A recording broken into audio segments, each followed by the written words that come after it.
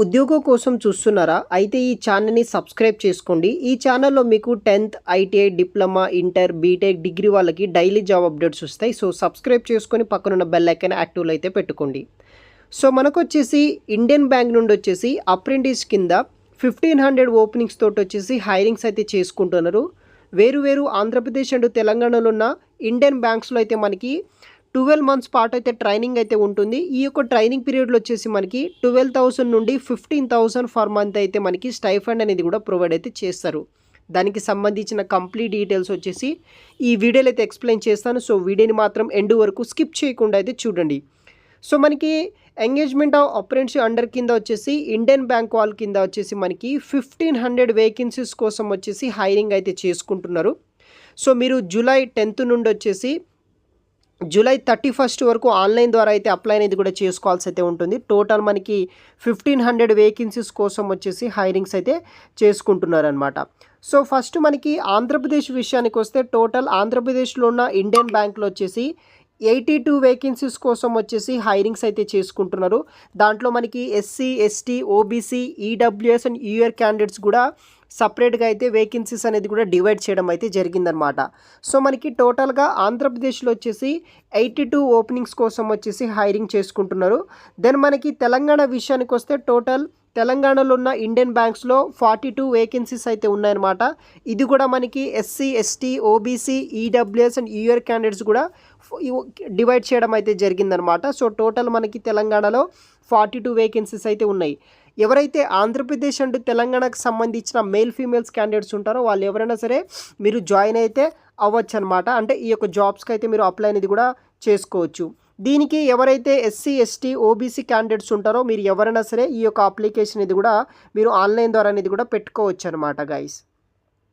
So, age and educational qualification విషయానికి వస్తే minimum 20 years ఉండి మ్యాక్సిమం మనకి 28 ఇయర్స్ బిలో ఉన్న క్యాండిడేట్స్ ఎవరైనా సరే అప్లై చేసుకోవచ్చు.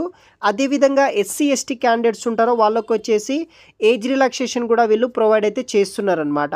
ఈ యొక్క జాబ్స్కి ఈ యొక్క బ్యాంక్లో మీరు అప్రెంటిస్ కింద జాయిన్ అవ్వాలంటే క్వాలిఫికేషన్ ఏముండాలంటే ఎనీ రికగ్నైజ్డ్ యూనివర్సిటీ నుండి అప్ టు 2024 పాస్ అవుట్ అయ్యే బ్యాచ్ ఎవరైతే ఉంటారో ఎనీ గ్రాడ్యుయేషన్ చేసిన వాళ్ళు అప్లై అనేది కూడా మీరు చేసుకోవచ్చు అనమాట.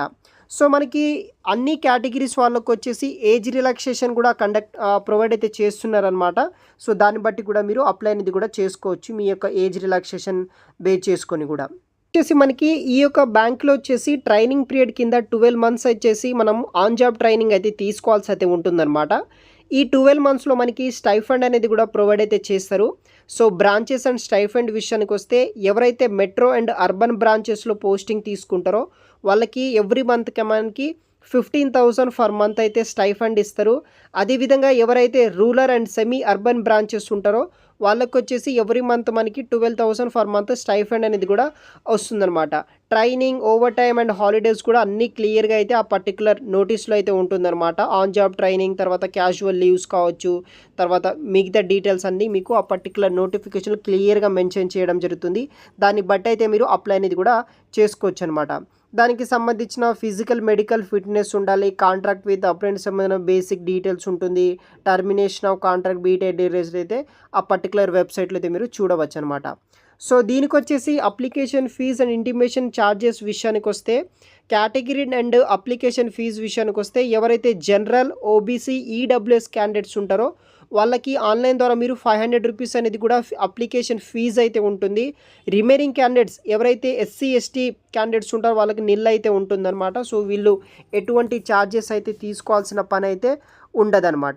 ఫైనల్గా మీరు అప్లికేషన్ అంతా అయిపోయిన తర్వాత వీళ్ళు ఆన్లైన్ ద్వారా మనకి ఎగ్జామినేషన్ అయితే ఉంటుందన్నమాట సెలక్షన్ ప్రాసెస్ కింద.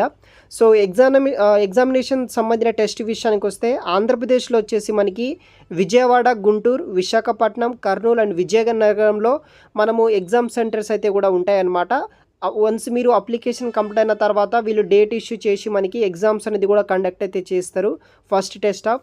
సో, ఈ యొక్క ఆంధ్రప్రదేశ్లో ఈ లొకేషన్లో మీరు రాయొచ్చు. దెన్ మనకి తెలంగాణ విషయానికి వస్తే ఎవరైతే హైదరాబాద్, సికింద్రాబాద్ నియర్ బై, తర్వాత మనకి ఖమ్మం, కరీంనగర్, వరంగల్ లొకేషన్స్లో అయితే ఎగ్జామ్ సెంటర్స్ అయితే ఉంటాయి. తెలంగాణ వాళ్ళు వచ్చేసి ఈ లొకేషన్స్లో అయితే మీరు ఎగ్జామ్స్ అనేది కూడా రాయొచ్చు అనమాట. సో ఇది వచ్చేసి బేసిక్ డీటెయిల్స్ అనమాట. సో వీడియో కింద డిస్క్రిప్షన్ బాక్స్లో వచ్చేసి నేను లింక్స్ అనేది కూడా ప్రొవైడ్ చేస్తాను గైస్.